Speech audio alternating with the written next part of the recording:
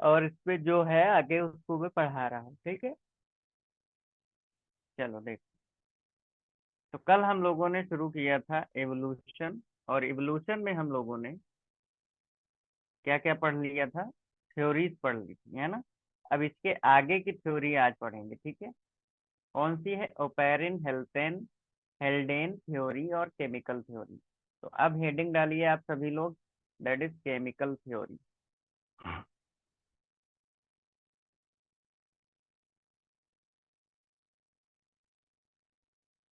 इसको हम क्या कहते हैं? Oparin हेल्डेन theory.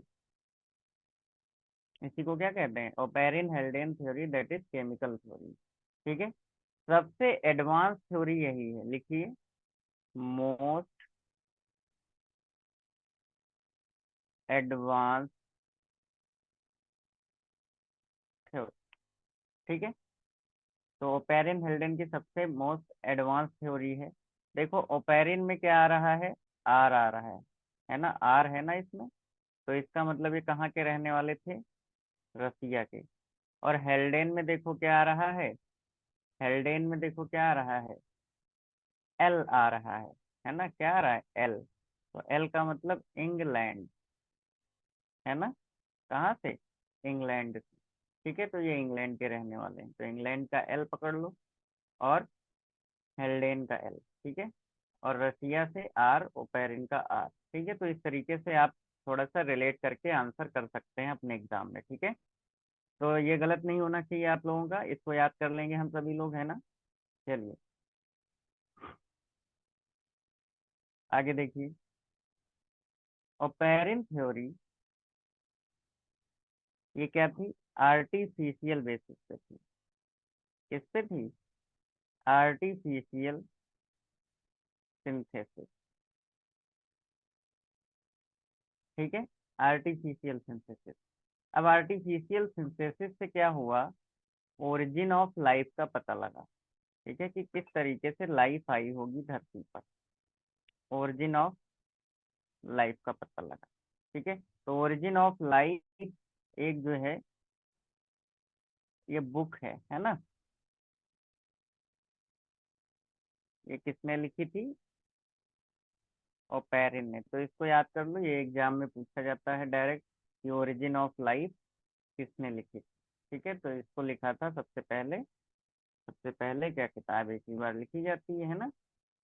जो भी लिखता है वही ओनर होता है। तो ओपेरिन ने लिखी थी, ठीक है। तो इसमें देखो इन्होंने क्या किया, एक एक्सपेरिमेंट किया, है ना। इन्होंने बताया कि एक्चुअली जो प्रिमिटिव अर्थ थी, है ना, वहां पे ऑक्सीजन नहीं थी। किसने बताया? ओपेरिन और हेल्डेन, ठीक है।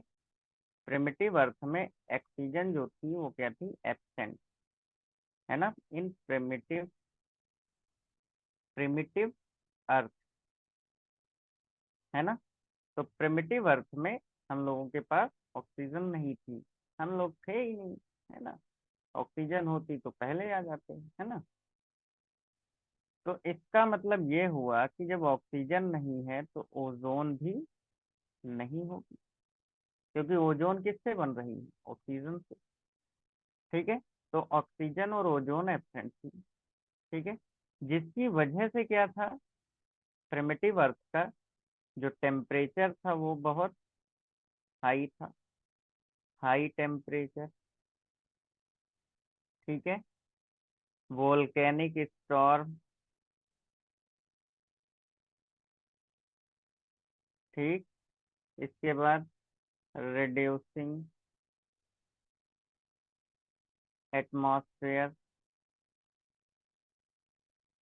ये माना गया, है ना।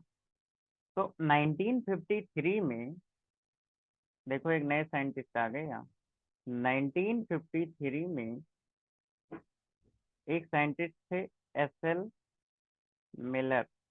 कौन? S L Miller. ये अमेरिका के रहने वाले थे, है ना। देखो इसमें कहाँ के रहने वाले हैं ये भी इम्पोर्टेंट, ठीक है। इनके साथ में इनके एक और सहयोगी थे, जिनका नाम था यूरे। क्या नाम था, यूरे एंड मिलर। ये एग्जाम में आता है ना, यूरे मिलर एक्सपेरिमेंट। ठीक है, तो इन लोगों ने क्या किया, CH4 लिया और NH3 लिया। ठीक है, CH4 क्या है, मीथेन है, और NH3 क्या है, अमोनिया है। लैब में इन्होंने क्या किया कि उस टाइम की प्रिमिटिव अर्थ जैसी कंडीशंस को डेवलप करा दिया। ठीक है, लाइटनिंग से, यूवी रेडिएशन से, है ना, ये सब इलेक्ट्रिक डिस्चार्ज से, है ना, केमिकल टेस्ट किया इन्होंने। ठीक है, तो इन्होंने क्या क्या लिया, अमोनिया ली, मीथेन लिया, साथ में क्या रहा होगा, हाइड्रोजन, और क्या रहा होगा, वाटर वेपर। ठीक है, वाटर वेपर। तो वाटर वेपर क्या होती है ना, मतलब भाप। क्योंकि जब प्रिमिटिव अर्थ थी तो इतना पानी तो था ही नहीं, ये माना गया, है ना। तो उस टाइम पे मीथेन थी, अमोनिया थी, हाइड्रोजन थी, और वाटर वेपर थी। ठीक है, और इस सबको माना गया कि उस टाइम का जो अर्थ का टेम्परेचर था वो कितना था, 800 डिग्री सेल्सियस। तो वही टेम्परेचर इन्होंने लैब में क्रिएट किया। ठीक, तो जो मीथेन थी, अमोनिया थी, हाइड्रोजन थी, उसको किस वे में लिया था उसको याद करना है। 2:1:2, है ना, 2:1:2, इस रेशियो में 2:1:2। ठीक है, तो इसको इस तरीके से याद कर लीजिए कि वन जो है ऑड नंबर है ना, एक तरीके से थ्री के साथ है। ओके, तो अमोनिया सिंगल, और जो CH4 है वो भी, वो देखो H4 मतलब इवन नंबर आ रहा है, और यहाँ पे भी इवन नंबर आ रहा है, हाइड्रोजन में भी। ठीक है, H2। तो अमोनिया का और इन सब का रेशियो पूछा जाता है ना। तो इस 800 डिग्री टेम्परेचर पर क्या किया, इन सबको मिला करके गर्म कर दिया, जिसकी वजह से क्या बनी, अमीनो एसिड्स बनी। क्या बनी, अमीनो एसिड्स बनी। और प्रिमिटिव अर्थ पे माना गया कि कौन कौन सी अमीनो एसिड सबसे पहले बनी थी। ठीक है, तो सबसे पहले जो प्रिमिटिव अर्थ पे अमीनो एसिड थी वो थी ग्लाइसिन, है ना, एलेनिन एंड एस्पार्टिक एसिड। ठीक है, तो ये तीन टाइप की इनको अमीनो एसिड्स मिली। ठीक है, तो ये हमारी बॉडी में प्रेजेंट होती है ना, ग्लाइसिन है, लेनिन है, स्पार्टिक एसिड है, तो ये लिविंग की बॉडी में प्रेजेंट होती है। ठीक है, तो ये माना गया कि शुरुआती दौर में क्या था, ये जो केमिकल थ्योरी है ये कह रही है कि भाई ये तो एक्सपेरिमेंट किया गया, 800 डिग्री टेम्परेचर पे गर्म किया गया, तो उस टाइम पे यही केमिकल बने होंगे। ठीक है, क्लियर।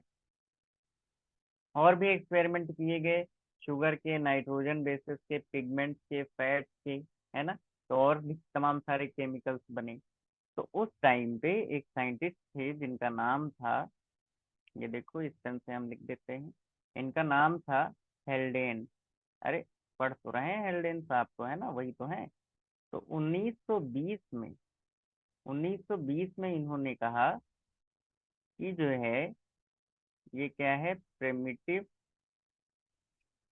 सी वाटर। प्रिमिटिव सी वाटर जो है ये क्या है, प्रीबायोटिक सूप है, या hot diluted soup, hot diluted soup, है ना। सूप सभी ने पिया होगा, समीमा कभी आपने सूप पिया है, बताओ, कभी सूप पिया है बेटा आपने, प्रतिमा, जी सर। सूप पिया है, सूप। जी सर। अच्छा, देखो सूप दो तरीके का होता है। एक इंडियन सूप होता है जो कि जो है हमारा राशन साफ करने में काम आता है ना। और जो विदेशी सूप होता है चाइनीज, उसको हम लोग पीते हैं, वो एनर्जी देता है। ठीक है, यस तो सर। हॉट डाइल्यूटेड सूप किसने कहा, प्रिमिटिव अर्थ पे जो केमिकल्स थे उनको क्या कहा, हॉट डाइल्यूटेड सूप, ये किसने कहा, हेल्डेन ने कहा। या फिर इसी को प्रीबायोटिक, अरे भागो नहीं भाई, प्रीबायोटिक सूप भी कहते हैं। क्या कहते हैं? प्रीबायोटिक सूप भी कहते हैं। ठीक है, तो इस टाइप से अगर क्वेश्चन आ जाए तो आप लोग याद रखिएगा, इसको ध्यान रखिएगा। ठीक है, ओके, आगे बढ़ें। हम्म। Yes sir.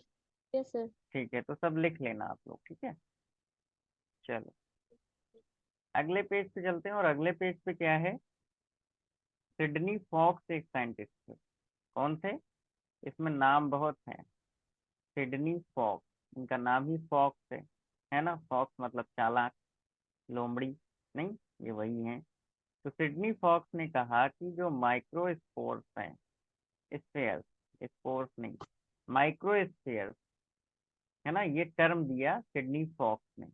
इन्होंने बताया एक्चुअली हुआ क्या है, जो केमिकल्स थे, है ना, जो भी केमिकल्स बन के आए ये सब, है ना, जो हमने ऊपर पढ़े, इन सब के केमिकल्स के ऊपर एक फैटी लेयर आ गई। कौन सी लेयर आ गई? फैटी लेयर आ गई। ठीक, अब ये फैटी लेयर क्या बन रही है? प्लाज्मा मेम्ब्रेन बन रही है ना। तो एक तरीके से प्रूफ हो रहा है कि किस तरीके से लाइफ बन रही है। ठीक है, तो ये एग्रीगेशन है ना। तो अलग अलग केमिकल्स तमाम सारे क्या हुए, अंदर एग्रीगेट होते गए इसके अंदर इस तरीके से। तो इस एग्रीगेशन को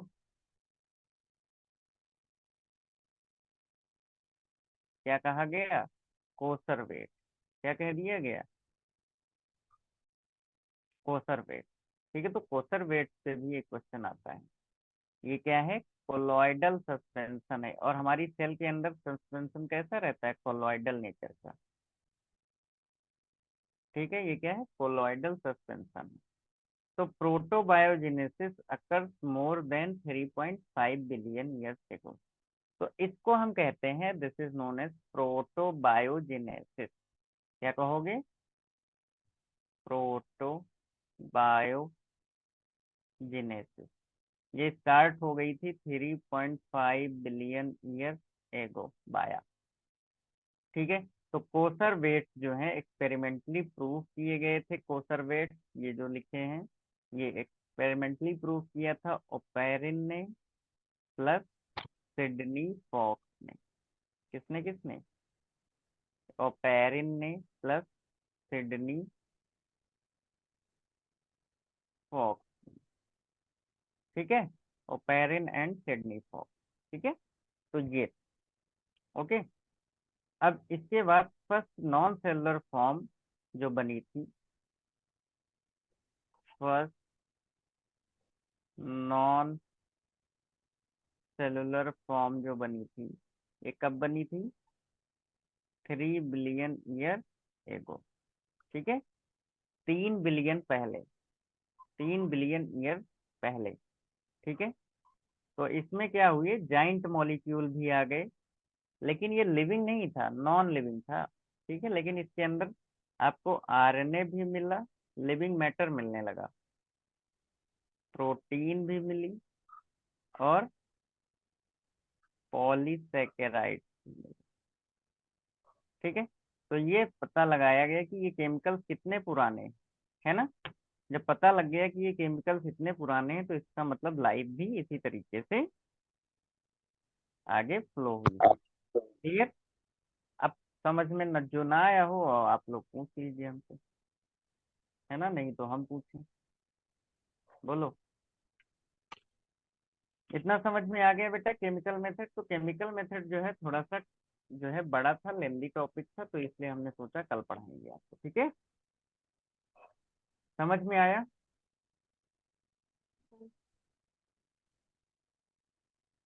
अजय,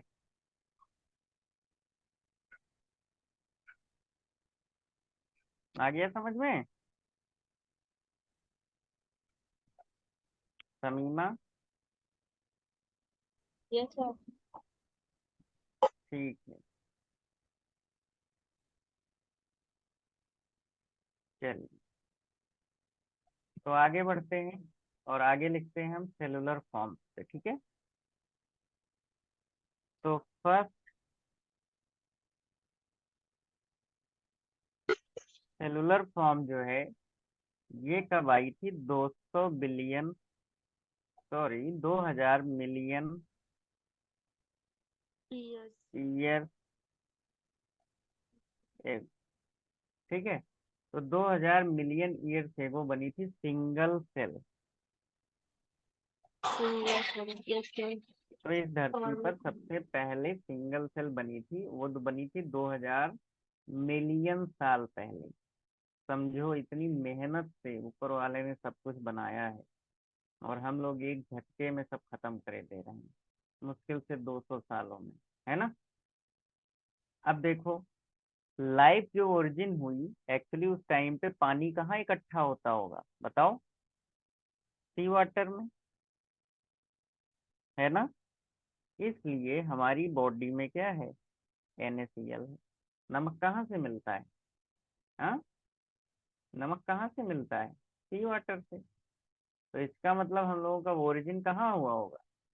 सी वाटर में। जितने भी लिविंग्स हैं सभी का, है ना। समझ में आ रही बात धीरे धीरे? तो लाइफ ओरिजिनेटेड इन वाटर, ये भी लिखना है आपको। Life originated in sea water. Clear? तो इसको इस तरीके से याद कर लेंगे। फर्स्ट लिविंग सेल कौन सी थी? अगर देखा जाए तो फर्स्ट लिविंग सेल कौन सी थी? सबसे पुराने कौन है ये लोग धरती पे लिविंग? Chemo heterotroph. और ये कैसे हैं? एनेरोबिक हैं, क्योंकि ऑक्सीजन तो थी ही नहीं भाई। एनेरोबिक हैं, है ना। और ये किसमें आते हैं? आर्की बैक्टीरिया में आते हैं। तो सबसे पहले इस धरती पर कौन आया था? आर्की बैक्टीरिया आए थे, है ना। अब समझ में आया? ठीक है, इसीलिए हमने आर्की बैक्टीरिया आपको पहले पढ़ा दिया था। ओल्ड, अगर हम जो है बात करें इनके बाद, आर्की बैक्टीरिया के बाद कौन आ गया? साइनो बैक्टीरिया आ गए,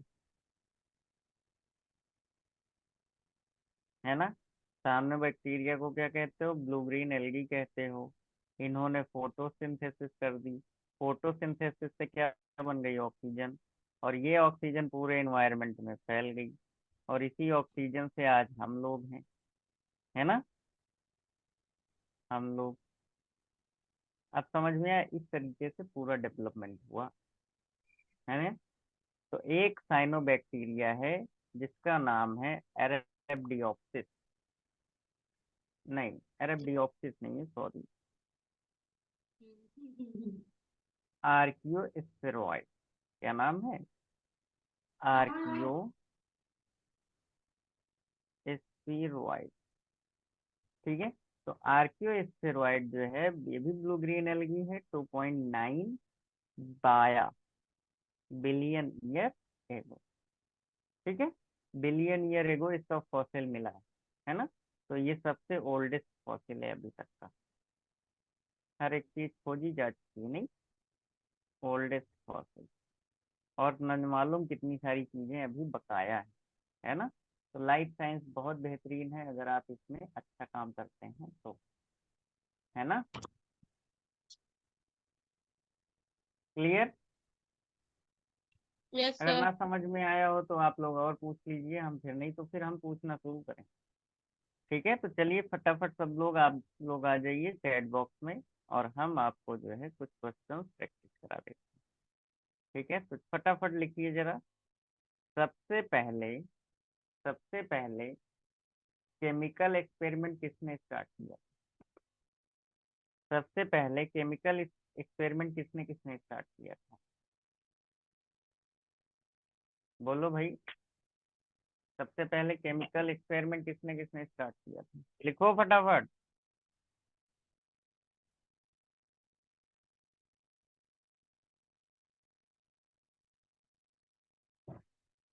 बोलो।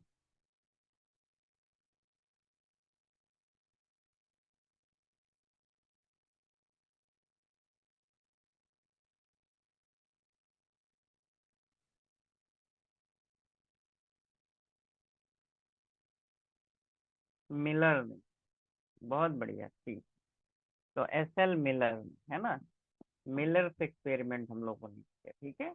ओपेरिन हेल्डन ने थ्योरी दी, केमिकल थ्योरी दी, है ना। केमिकल एक्सपेरिमेंट किसने स्टार्ट किया? मिलर। ठीक। वेरी गुड भाई। अमोनिया और नाइट्रो अमोनिया, मीथेन, हाइड्रोजन का रेशियो क्या था? चलिए बताइए फटाफट। अमोनिया मीथेन का रेशियो क्या क्या था? बताओ बताओ, फटाफट बताओ। 2:1:2। बहुत बढ़िया, बहुत बढ़िया। ठीक है, इसका मतलब आप लोग एग्जाम में आप क्वेश्चन कर लेंगे। आगे बढ़ो। ठीक है। अब एविडेंसेस ऑफ एवोल्यूशन, एवोल्यूशन के एविडेंसेस क्या क्या? तो अगली हेडिंग लिखिए आप लोग, एविडेंसेस। एविडेंस माने क्या होता है? सबूत, है ना। Evidences of evolution. ठीक है। तो एवोल्यूशन के जो एविडेंसेस हैं वो क्या क्या हैं? पहला एविडेंस क्या है? पैलिएंटोलॉजिकल एविडेंस। पैलिएंटो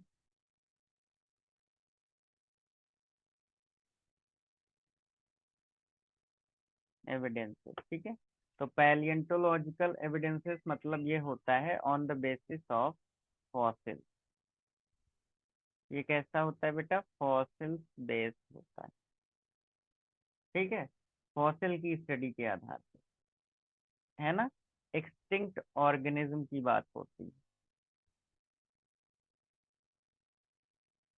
किसकी बात की जाती है? एक्सटिंक्ट ऑर्गेनिज्म, ठीक है, जो विलुप्त हो चुके हैं। तो बीरबल सहानी इंस्टीट्यूट, बीर एक साइंटिस्ट थे, है ना। बीरबल साहनी इंस्टीट्यूट ऑफ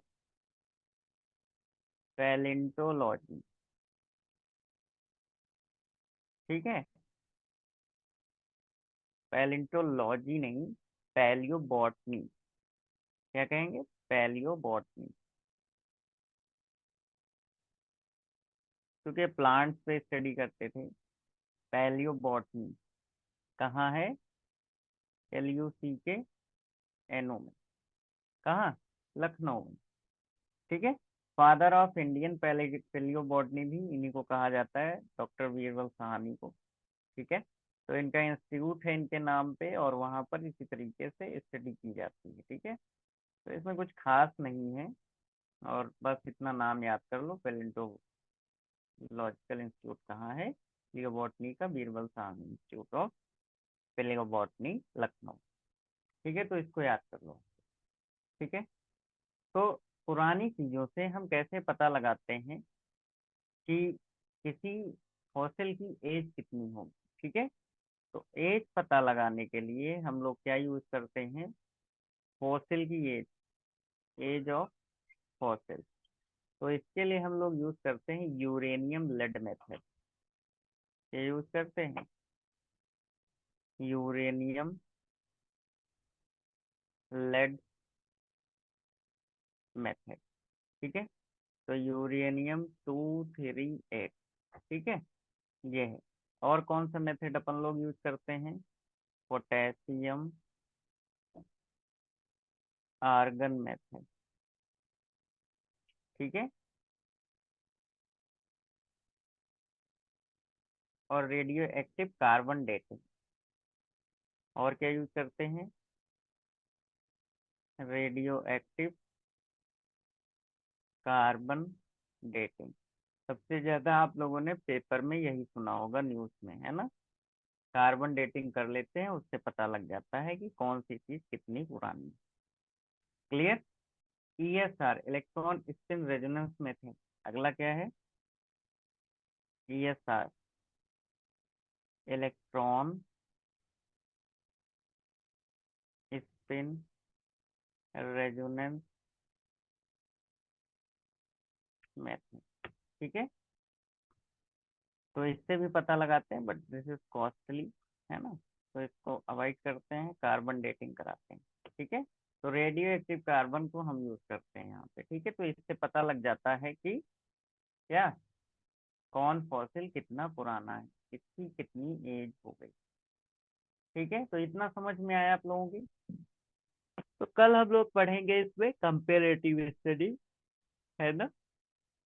कौन सी स्टडी पढ़ेंगे, कंपेरेटिव स्टडी।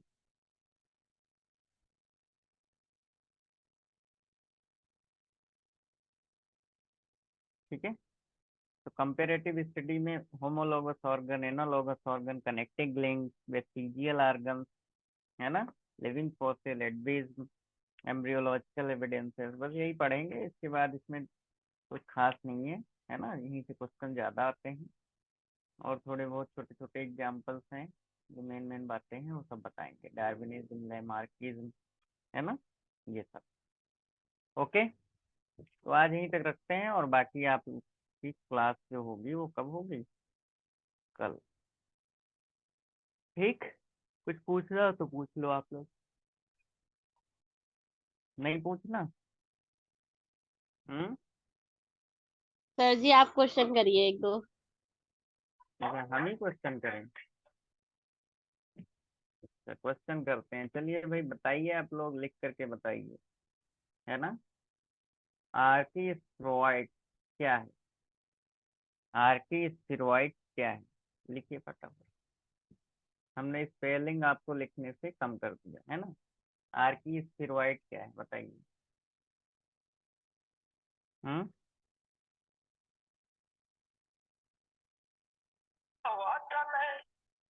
नहीं लिख रहे हैं आप लोग। चलिए समीमा बताइए, ब्लू ग्रीन एल्गी है ना बेटा, ब्लू ग्रीन एल्गी थी ना। हम्म। चलो आप लोग याद कर लो। हम्म। और जितना लिखा है नोट्स कंप्लीट कर लो, ठीक है, उसके बाद फिर कल बात करते हैं, ठीक है, गुड नाइट।